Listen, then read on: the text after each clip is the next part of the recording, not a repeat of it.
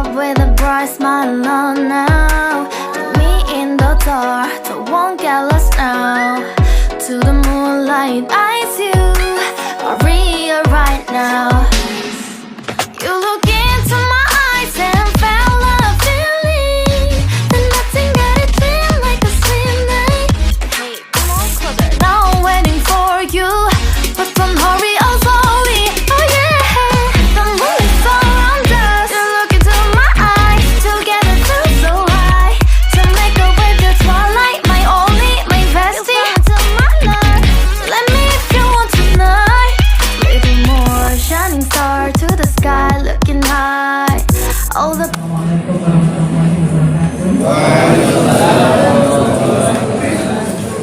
Alhamdulillah, nama kedua kami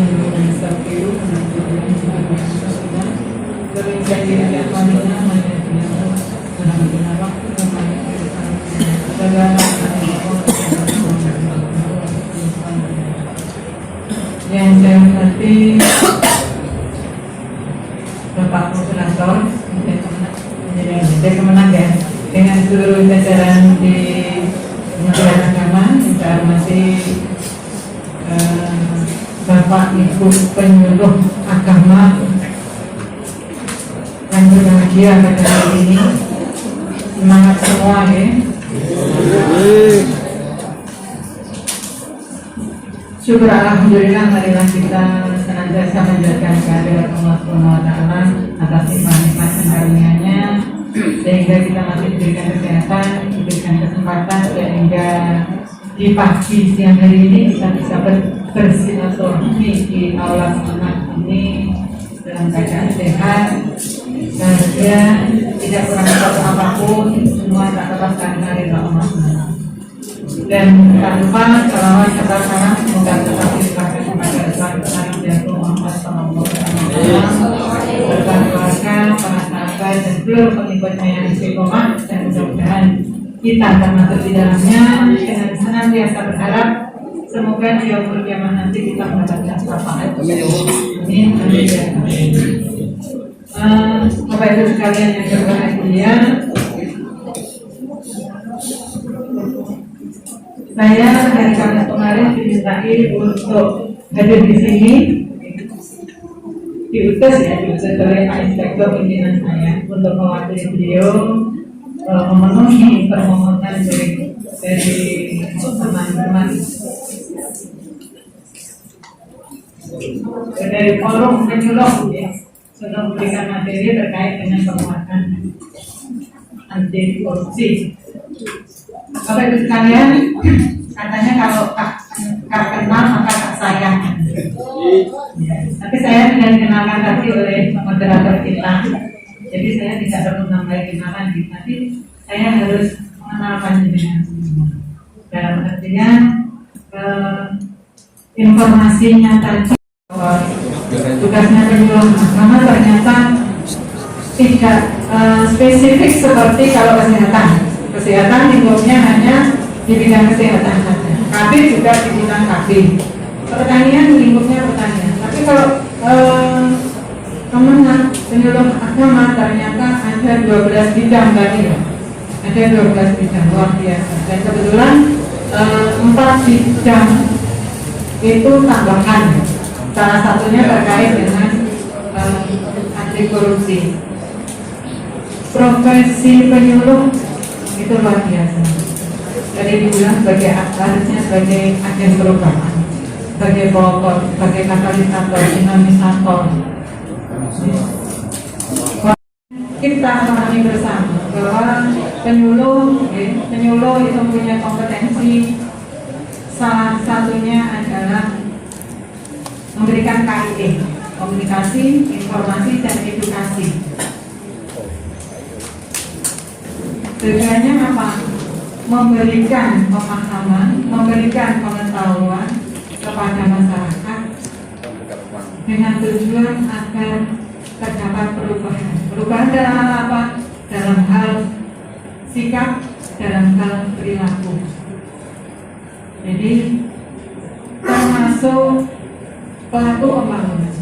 Tapi yang dibangun oleh penyuluh bukanlah pembangunan fisik, tapi pembangunan sikap mental, sehingga kalau perubahan yang diharapkan untuk pembangunan sikap mental ini pastinya tidak bisa dilihat secara langsung, tidak bisa diukur secara langsung. Bagaimana kalau pembangunan yang bersifat fisik, sehingga selalu harus ada inovasi, harus selalu ada hal-hal yang baru sehingga apa yang disampaikan itu menjadi menarik, kemudian bisa menambah pengertian dan pemahaman masyarakat atas apa yang disampaikan oleh teman-teman.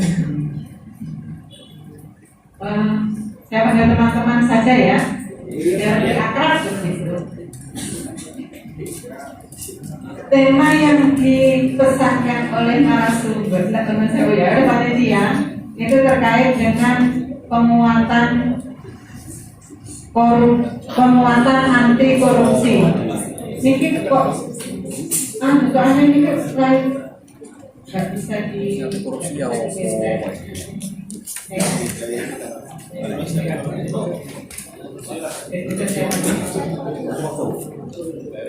penguatan anti korupsi. Kalimat ini terdiri dari 3 suku kata. Ada penguatan, ada anti, sama ada korupsi.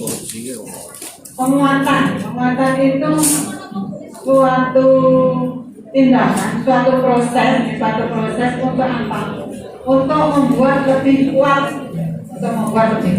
pastinya ini adalah kata mudah ya penguatan.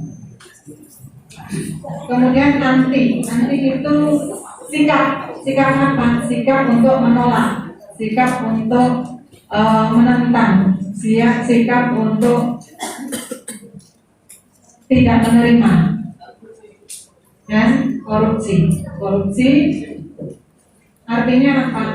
Korupsi itu dari sisi bahasa merupakan bahasa serapan. Jadi bahasa Latin ada corruption, ada korupsi, kemudian juga ada dari bahasa Inggris corruption, kemudian ada dari bahasa Perancis dan juga bahasa Belanda. Intinya mempunyai arti yang sama, yaitu berarti kebusukan, keburukan, kejahatan, ketidakjujuran, dapat disuap, tidak bermoral, penyimpangan dan dari kesucian, kesucian itu arti dari korupsi dari sisi bahasa.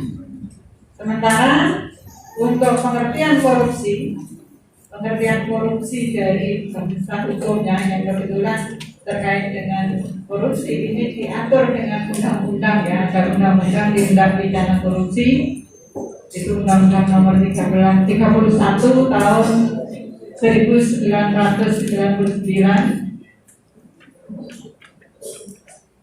di ayat 1 dan di pasal 2 ayat 1 dan pasal 3 itu ada pengertian terkait korupsi.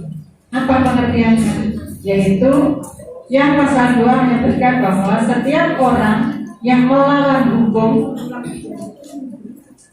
untuk memperkaya diri sendiri atau orang lain atau suatu korporasi yang dapat merugikan keuangan negara dan perekonomian negara. Itu yang pertama. Intinya adalah memperkaya siapa? Diri sendiri, memperkaya orang lain. Dan ada unsur kerugian negara, kerugian ekonomi. Pasal 3, setiap orang yang dengan tujuan menguntungkan diri sendiri atau orang lain atau korporasi menyalahgunakan kewenangan, di sini ada tambahannya, menyalahgunakan kewenangan, kesempatan dan atau sarana yang ada padanya karena jabatan atau kedudukan atau sarana yang ada padanya karena jabatan atau kedudukan yang dapat merugikan keuangan negara dan perekonomian negara. Jadi penekanannya ada di kerugian tadi, kerugian keuangan negara, kerugian perekonomian negara.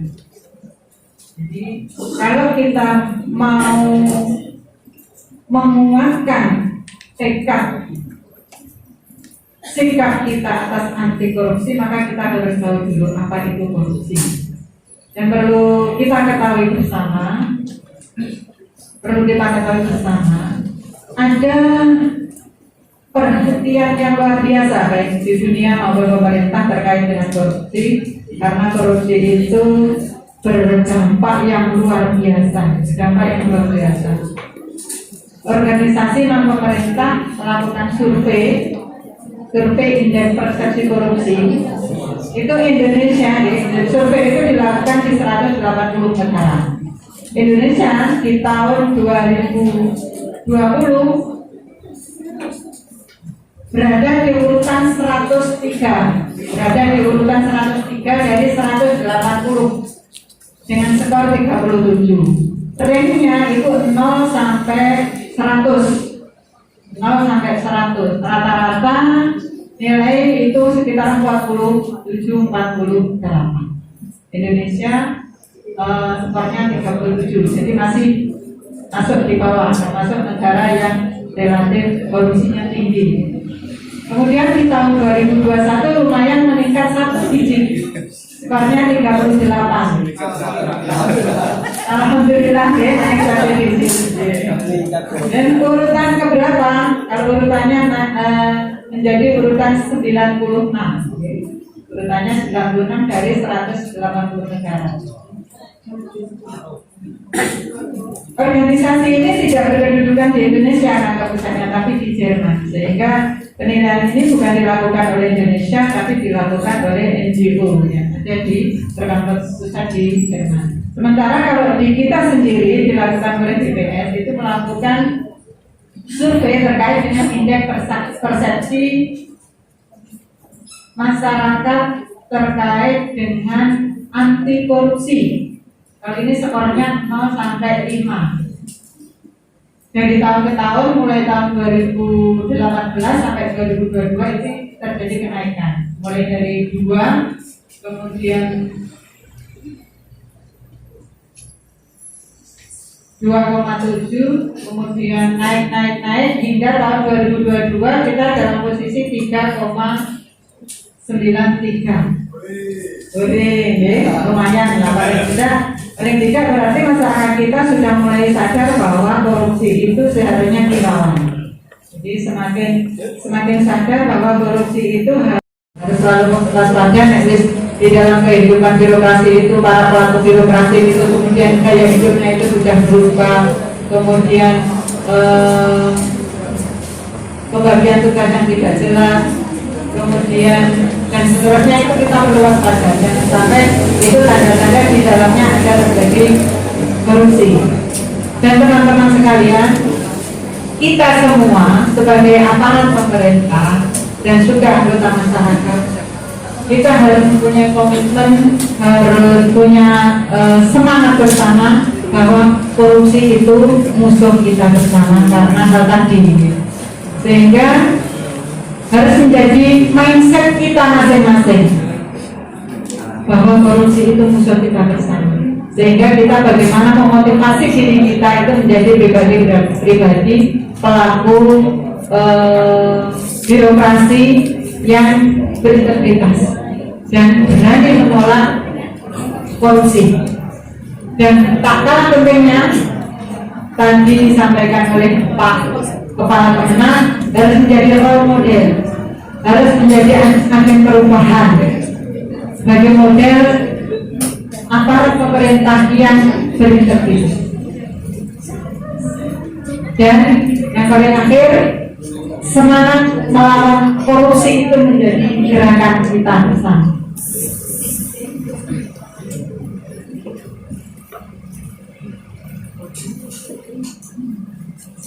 Sehingga monggo kita menjadi pribadi-pribadi yang berintegritas. Jogo-jogo. Kalau kita menyampaikan bahwa kita menolak korupsi, maka hati kita juga meyakini tindakan kita bisa membuktikan bahwa kita memang benar-benar menolak 7 hal tadi,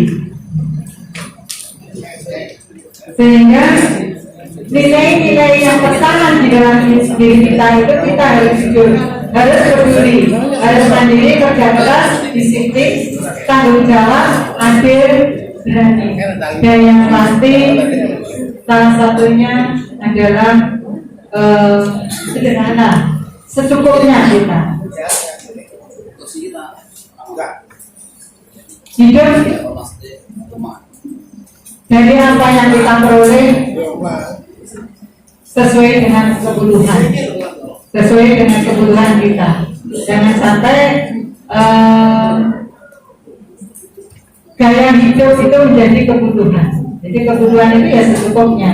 Kalau sudah melebihi dari yang standar, itu sudah menjadi gaya hidup yang,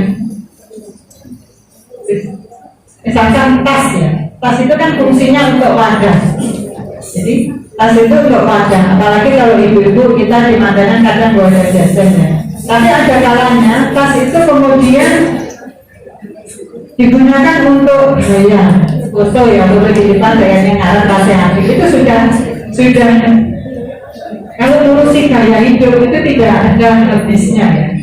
Hidup untuk bergaya itu tidak ada habisnya, sehingga ya berapapun yang kita sediakan itu pasti akan tidak ada habisnya. Jadi kalau contohnya itu contoh sederhana. Sebetulnya kalau kita berbicara tentang korupsi itu masih butuh waktu yang sangat panjang, Ini hanya cuplikan sedikit. Yang jelas tips kita terkait dengan korupsi itu ada 4 no ya. Yang satu, nolak suap, nolak menerima fee dari tekanan, nolak menerima gratifikasi atau hadiah yang tidak patut atau yang tidak wajar, dan nolak fasilitas dinas yang terlalu mewah. Mungkin itu ya sepintas dan sekilas, nanti materi bisa kita kopikan ke panitia, bisa dibaca-baca. Monggo kita mempunyai tekad bersama menjadi agen perubahan. Mudah-mudahan karena tugas Bapak Ibu sekalian sebagai penyuluh itu intinya adalah memberikan informasi, edukasi, kemudian komunikasi, tujuannya untuk mengubah perilaku dari yang tidak baik menjadi baik, itu menjadi amal jariah. Sehingga setiap kali kita melangkah, setiap kali kita melakukan tugas, mudah-mudahan kita selalu diberikan petunjuk dan selalu memperbarui niat agar apa yang kita lakukan itu bernilai kebaikan. Sekian dari saya, kurang lebihnya mohon maaf. Bila ingin berhidayah, assalamualaikum warahmatullahi wabarakatuh.